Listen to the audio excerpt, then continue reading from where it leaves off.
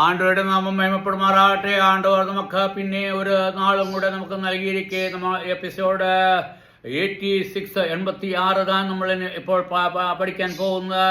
86 என்ன ஆண்டவர் நம்மளோட பேசுது നമുക്ക് വിസാരിച്ചിടാം. ആണ്ടവർ നമുക്ക് ഫിലിപ്പിയ ലേഖനം 1 അധ്യായത്തിന്റെ 7 വാക്യം തൊട്ട് നമുക്ക് വാസിച്ചിടാം.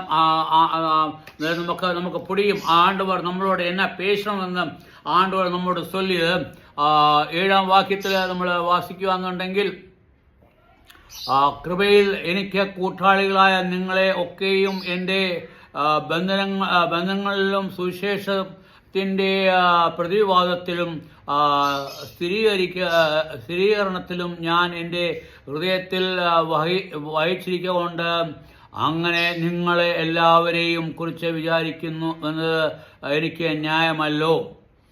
7 വാക്യത്തിൽ നമ്മൾ ഇംഗ്ലീഷിൽ இப்படி வாசிக்கிறது. Even as it meet for me to think this of you, இங்கே அவர் என்ன சொல்லுது,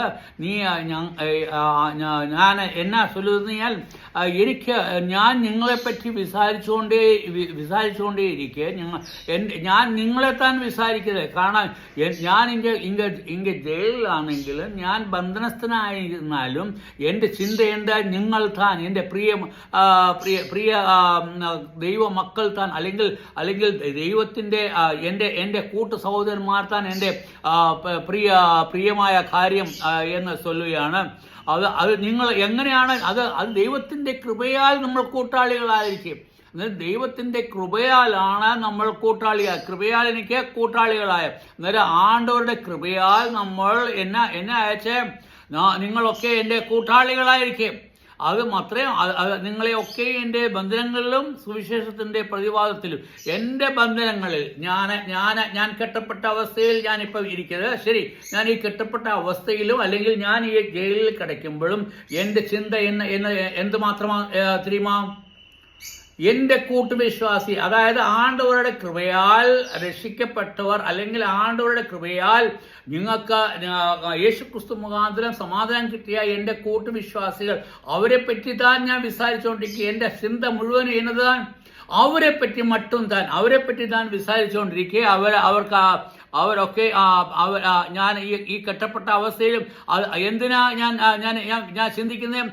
സുവിശേഷത്തിൻ്റെ പ്രതിവാദത്തിലും, അതായത് അവർ ചൊല്ലുന്ന സുവിശേഷം നിങ്ങൾ ചൊല്ലുന്നതിനെ പറ്റിയാണ് ഞാൻ വിസാരിച്ചുകൊണ്ടിരിക്കുന്നത്. കാരണം നിങ്ങൾ ആണ്ടവരുടെ സുവിശേഷം അരുമയായി പണണം, അല്ലെങ്കിൽ നിങ്ങൾ നല്ല രീതിയിൽ പണണം.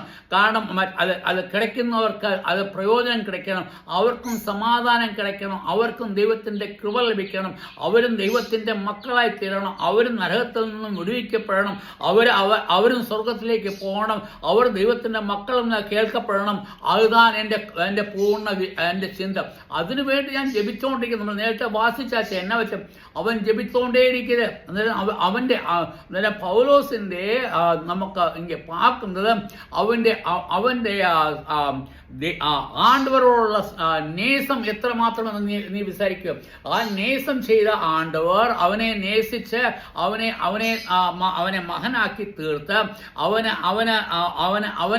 എന്നാ ചൊല്ലിയത് നമുക്ക് ആദ്യത്തെ വാക്യത്തിൽ, അവൻ ഒരു ബോണ്ട് സ്ലേവ്, അല്ലെങ്കിൽ ഞാൻ ഒരു നിത്യ ഒരു അടിമയായിട്ട് നിന്റെ പേര്. എൻ്റെ എല്ലാ ഉദ്ദേശം എന്നതാണ്,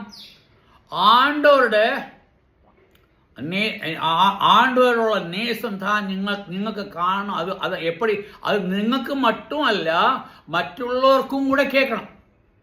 നമ്മൾ എപ്പോഴും നമ്മൾ സെൽഫിഷ് ആയിരിക്കും. എപ്പോഴും നമ്മൾ സെൽഫിഷായിട്ട് തന്നെ നമ്മൾ എനിക്ക് കിട്ടിയ അതുകൊണ്ട് അത് മുടിഞ്ഞാശ. അത് അപ്പടിയല്ല. ഇங்கே പൗലോസിന്റെ വിസാരം എന്നാൽ അവൻ എന്നാ വിസാരിക്കുക, നിങ്ങൾ ആണ്ടവരുടെ മക്കളായച്ചേ, ആണ്ടവരുടെ കൃപ നിങ്ങൾക്ക് ലഭിച്ചാച്ചേ, അതേപോലെ മറ്റുള്ളവർക്കും ആണ്ടവരുടെ കൃപ കിടക്കണം, അവർക്കും സമാധാനം കിടക്കണം. അത് എപ്പടി പറ്റും? പറ്റും എപ്പടി എന്ന് சொல்லுது? അത് സുവിശേഷത്താൽ മറ്റും താൻ അത് സാധിക്കും. അത് സുവിശേഷത്താൽ, ഇങ്ങനെ சொல்லுது, സുവിശേഷത്താൽ സുവിശേഷത്തിന്റെ പ്രതിവാദത്തിലും നമ്മൾ സുവിശേഷം നമ്മൾ ചൊല്ലുമ്പോൾ അല്ലെങ്കിൽ നമ്മൾ പേശുമ്പോൾ തന്നെ താൻ അത് പ്രതിപാദിക്കും. സ്ഥിരീകരണത്തിലും അതുകൊണ്ട് നിങ്ങൾ ദൈവത്തിൻ്റെ ആവിയിൽ നിങ്ങൾ ബലപ്പെട്ട് നിങ്ങൾ സ്ഥിരമായിട്ട് ആണ്ടവരുടെ മക്കളായിത്തീരണം, സ്ഥിരീകരിക്കണം. അതാണെങ്കിൽ ചൊല്ലുക. 7-ാം വാക്യം, സുവിശേഷത്തിന്റെ പ്രതിവാദത്തിലും സ്ഥിരീകരണത്തിലും ഞാൻ എൻ്റെ ഹൃദയത്തിൽ വഹിച്ചിരിക്കൊണ്ട്, അന്നേരം അത് നിങ്ങളെപ്പറ്റിയുള്ള ആ ചിന്ത എൻ്റെ ഹൃദയത്തിൽ ഞാൻ വെച്ചിരിക്കുകയാണ്. അത് എപ്പോഴുമേ എൻ്റെ ഹൃദയത്തിൽ അപ്പടിയേ ഇരിക്കുക. അന്നേരം അപ്പടിയേ ഞാൻ ചിന്തിച്ചുകൊണ്ടേയിരിക്കുക. നിങ്ങൾക്ക് വേണ്ടി ഞാൻ ജപം പണിക്കൊണ്ടിരിക്കുക. നിങ്ങൾ ആരും നഷ്ടപ്പെടാതെ വണ്ണം ഞാൻ നിങ്ങൾക്ക് വേണ്ടി പ്രാർത്ഥിച്ചുകൊണ്ട് ജപം പണിക്കൊണ്ടിരിക്കുക. ശരിതാൻ, ഞാൻ ബന്ധനത്തിൽ താൻ, ഞാൻ ജയിലിൽ താൻ, പരവായില്ല. എന്നാൽ ഞാൻ നിങ്ങൾക്ക് വേണ്ടി അല്ലെങ്കിൽ ഈ ലോകത്തുള്ള മക്കൾക്ക് വേണ്ടി ഞാൻ പ്രതിപാദിച്ചുകൊണ്ടിരിക്കുക. ഞാൻ അവർക്ക് വേണ്ടി ഞാൻ ജപം പണിക്കൊണ്ടേയിരിക്കുക.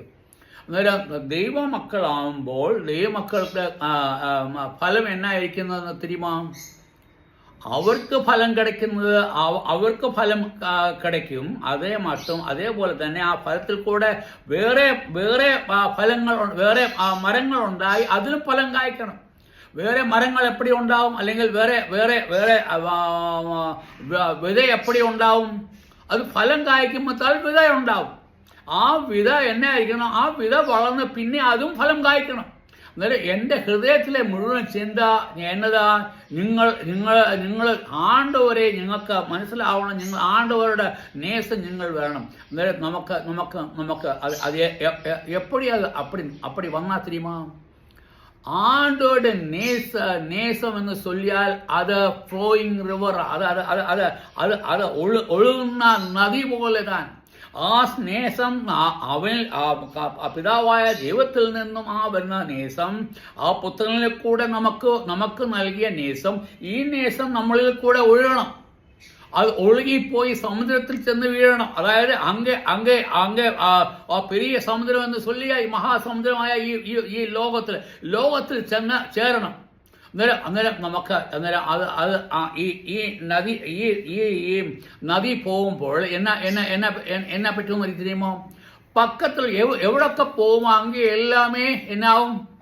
എല്ലാമേ മുളച്ച് വന്നിടും, എല്ലാമേ നല്ല പച്ചയായിടും. അന്നേരം അതും ഫലം കായ്ക്കും.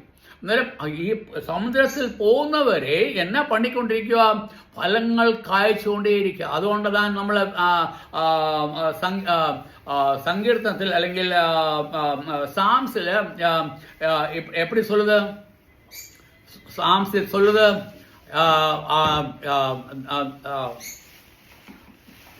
നിന്റെ ഫലം ആറ്റരികത്ത് നട്ടിരിക്കുന്ന വൃക്ഷം പോലെ. അതായത് നീ നദീതീരത്തില് അല്ലെങ്കിൽ ആറ്റിന്റെ വക്കത്തില് വിരിക്കുന്ന വൃക്ഷം പോലെ നീ ആയിരണം. നീ അപ്പോൾ അത് എന്നാ പറ്റും? എല്ലാ സമയവും ഫലം കായ്ച്ചുകൊണ്ടേയിരിക്കും. അന്നേരം ഫലം കായ്ക്കത്തക്ക വേണം നമ്മൾ എന്നായിരിക്കണം?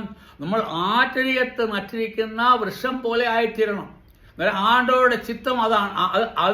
അതിന് താൻ ആണ്ടവർ വന്നത്. ആണ്ടവരായ യേശുക്രിസ്തു എന്തിനാ വന്നത്? നമ്മൾ പാപത്തിൽ കിടന്ന് നമ്മൾ നരകത്തിലേക്ക് പോകുമ്പോൾ നമ്മൾ ആണ്ടവരായ പിതാവായ തകപ്പനായ ആണ്ടവർ നമ്മളെ പറ്റി വിസാരിച്ച് അവന്റെ ഹൃദയത്തിൽ നമ്മളെ പറ്റിയുള്ള വിസാരം കൂടിയിട്ട് അവൻ തന്റെ സ്വന്തം ഏകജാതനായ പുത്രനെ ഈ ലോകത്തിൽ അണുപ്പിയാച്ച്. എന്തിനെ ഇങ്ങനെ അണുപ്പിയാച്ച്? അവന്റെ സ്നേഹം പുത്രനിൽ കൂടെ നമുക്ക് വരണം. കാരണം എവിടെ പിതാവായ തകപ്പനായ ആണ്ടവരുടെ പക്കത്ത് നിന്ന് അത് കർത്താവായ യേശുക്രിസ്തുവിൽ കൂടെ നമ്മളിലേക്ക് ഒഴുകിക്കൊണ്ടിരിക്കുമ്പോൾ നമ്മൾ എന്നാ പറ്റും? ആറ്റരികത്ത് നട്ടിരിക്കുന്ന വൃക്ഷം പോലെ നമ്മൾ ഫലം കായ്ച്ചു. എത്ര വലിയ ചിന്ത! അന്നേരം അത് നമ്മൾ ഇങ്ങനെ പാക്കുന്നത്. 7-ാം വാക്യത്തിൽ നമ്മൾ എന്നാ പാക്കുന്നത്? 7-ാം വാക്യത്തിൽ சேம் தான் நம்ம பார்க்குது. இங்கே பவுலோஸின் சிந்தை என்ன? നിങ്ങളെപ്പറ്റി തന്നെ എൻ്റെ ഹൃദയത്തിൽ നിങ്ങളെപ്പറ്റി ഭാരപ്പെട്ടിരിക്കെ, ഞാൻ നിങ്ങളെപ്പറ്റി ചിന്തിച്ചുകൊണ്ടിരിക്കെ, നിങ്ങൾക്ക് വേണ്ടി ജപം പണിക്കൊണ്ടിരിക്കെ, നിങ്ങളെല്ലാവരും ആണ്ടവരുടെ മക്കളായി തീരണമെന്ന് ഇങ്ങനെ ചൊല്ലുക. നമുക്ക് പിന്നെ നമുക്ക് മുന്നോട്ട് പോയിടാം. അവൻ എൻ്റെ ഹൃദയത്തിൽ വഹിച്ചുകൊണ്ട് അങ്ങനെ നിങ്ങൾ എല്ലാവരെ കുറിച്ചും വിചാരിക്കുന്നത് എനിക്ക് ന്യായമല്ലോ. അപ്പോഴും ഞാൻ വിചാരിക്കുന്നത് ന്യായമോ അല്ലയോ നിങ്ങൾ തന്നെ ചൊല്ലിയിടും. ആണ്ടോൾ തന്ന സ്നേഹം ഞാൻ എൻ്റെ പക്കത്തിൽ വെക്കാതെ ഞാൻ മറ്റുള്ളവർക്കും കൊടുക്കുന്നത് ന്യായമോ അല്ലയോ? നിനക്ക് ഇങ്ങനെ നമ്മൾ പാക്കുവാന്നുണ്ടെങ്കിൽ ഈ ലോകത്തിൽ പെരിയ ധനവാന്മാർ ഇരിക്കുക, ഭയങ്കര പൈസ ഉള്ളവരിക്കും. അവർ സ്വന്തം ഇതിനു വേണ്ടി ജീവിക്കുന്നവരായി തീർന്നിരിക്കുക. എന്നാൽ നിനക്ക് ദൈവം നൽകിയിരിക്കുന്ന ദാനങ്ങൾ, അത് എന്നതായാലും നിനക്ക് തന്നിരിക്കുന്ന ദാനങ്ങൾ നീ മറ്റവർക്കും കൂടെ കൊടുത്തിട്. നിന്റെ വിചാരം എന്തായിരിക്കണം? നിന്റെ വിചാരം എന്ന് പറഞ്ഞാൽ ദൈവത്തിൻ്റെ സ്നേഹം, ആണ്ടവരുടെ സ്നേഹം, ആണ്ടവരുടെ ഫലങ്ങൾ, അത് മറ്റുള്ളവർക്കും ആ ഫലം കായ്ക്കണം. അത് എപ്പടി ഫലം കായ്ക്കും? അത് ആട്ടരികത്ത് നട്ടിരിക്കുന്ന വൃക്ഷം പോലെ. അതായത് ആ നദിയിൽ നിന്നും വരുന്ന, ആ നേസത്തിന്റെ നദിയിൽ നിന്നും വരുന്ന വെള്ളം, ആ നേസത്തിന്റെ ആറ്റിൽ കൂടെ വരുന്ന വെള്ളം മൂലം മറ്റുള്ള സൈഡിലുള്ള എല്ലാ മരങ്ങളും എന്നായിരിക്കും? പച്ചയായി തീർന്നിരിക്കും. ആ പച്ചയായി തീരുമ്പോൾ അത് എന്നായിരിക്കും? അത് ഫലങ്ങൾ കായ്ക്കും. അത് മറ്റും നമ്മൾ വാസിക്കുന്നുണ്ട്. നമ്മൾ വെളിപ്പാട് പുസ്തകത്തിൽ നമ്മൾ ചിന്തിക്കുമ്പോൾ ആ ദൈവത്തിന്റെ സിംഹാസനത്തിന്റെ കീഴിൽ നിന്ന് വരുന്ന ചെറിയ ഊറ്റ്, അത് ഒരു മഹാപെരുനദിയായിട്ട് വന്ന് നമ്മൾ വാസിക്കുന്നു. അത് വാസിക്കുമ്പോൾ നമ്മൾ അതിന്റെ രണ്ട് സൈഡിലും മരങ്ങൾ അപ്പടിയേ വളർന്നിരിക്കുക. അത് എല്ലാ മാസങ്ങളിലും അത് ഫലം കായ്ച്ചുകൊണ്ടേയിരിക്കും. അത് വേറെ ഫലം കായ്ച്ചുകൊണ്ടിരിക്കും. അതുதான் നമ്മൾ ആണ്ടവരുടെ മക്കളാകുമ്പോൾ നമ്മളിൽ നിന്നും ഫലം കായ്ക്കണം. അതാണ് ആണ്ടവരുടെ തേവ, അതാണ് ആണ്ടവരുടെ ചിത്തം. അത് ഇങ്ങനെ നമ്മൾ പൗലോസിൽ കൂടെ നമുക്കത് കാണാൻ പറ്റും. അവന്റെ ഹൃദയത്തിന്റെ വാഞ്ച എന്നതാ? നിങ്ങൾ എല്ലാവരും ആണ്ടവരെ തിരിയണം, നിങ്ങൾ ആണ്ടവർക്ക് ഫലം കായ്ക്കണം. அதுதான் அப்போஸ்தலனாയ പൗലോസിന്റെ കംപ്ലീറ്റ് വിസാരം. ഇതല്ലേ നമ്മൾ பார்ക്കുന്നത്. അത് ചോദിക്കുക, ഞാൻ അപ്പടി പണ്ണുന്നത് ന്യായമോ അല്ലയോ? ആണ്ടവർ തന്ന എനിക്ക് തന്നിരിക്കുന്ന ഫലങ്ങൾ ഞാൻ മറ്റവർക്ക് കൊടുക്കുന്നത് ന്യായമോ അല്ലയോ എന്നതാ ന്യായം. നമുക്ക് കിട്ടിയ ഫലങ്ങൾ നമുക്ക് വേണ്ടി ഒളിച്ചു വെക്കാതെ നമുക്ക് മറ്റുള്ളവർക്കും കൊടുക്കണം. ഞാൻ ഇങ്ങനെ 7-ാം വാക്യം ഞാൻ ഇങ്ങനെ മുടിച്ചിടുകയാണ്. ഞാൻ അത് മറ്റുമല്ല, എൻ്റെ സമയം മുടിഞ്ഞാച്ച് ആണ്ടവരുടെ പക്കത്തിൽ നമ്മൾ ചെല്ലുമ്പോൾ നമ്മളിൽ നിന്നും നമ്മളിൽ എത്ര ഫലമുണ്ട്, ആ ഫലങ്ങൾ അത് വേറെ എത്ര ഫലങ്ങൾ കായ്ച്ച് എന്ന് ആണ്ടവർ നമ്മൾ ചോദിച്ചു. നമ്മൾ വിശ്വാസികൾക്ക് അതെന്താ നിങ്ങളുടെ എല്ലാ പ്രവൃത്തികളും ആണ്ടവർ പാക്കുക. അവൻ നിങ്ങൾക്ക് ന്യായം വിധിക്കും, അവൻ നിങ്ങൾക്ക് പ്രതിഫലം തരും. അവൻ പ്രതിഫലം നമ്മൾ കേൾക്കുന്നത് ഏത് ക്രിസ്തുവിൻ്റെ ന്യായാസനത്തിൽ. അത് ഞാൻ ഇങ്ങനെ മുടിച്ചിടുക. ആണ്ടവരുടെ നാം മയപ്പെടുമാറാകട്ടെ. നിങ്ങൾ എൻ്റെ വചനം കേട്ടാച്ചേ, അതിനായി ഞാൻ നിങ്ങൾക്ക് സ്തോത്രം പണ്ണുക. ആണ്ടവരുടെ ചിത്തം എന്താണെന്ന് നമ്മൾ വിചാരിച്ച് ആണ്ടവരുടെ ചിത്തം അനുസരിച്ച് നമ്മൾ ജീവിക്കാൻ, ആണ്ടവരുടെ നേസം നമ്മളിൽ നിന്നും ഒഴുകുവാൻ, നദിയെപ്പോലെ ഒഴുകുവാൻ തക്കോണം ആണ്ടവർ നമുക്ക് ഇടയാക്കട്ടെ. ദൈവനാമം മഹത്വപ്പെടുമാറാകട്ടെ. ആമേൻ.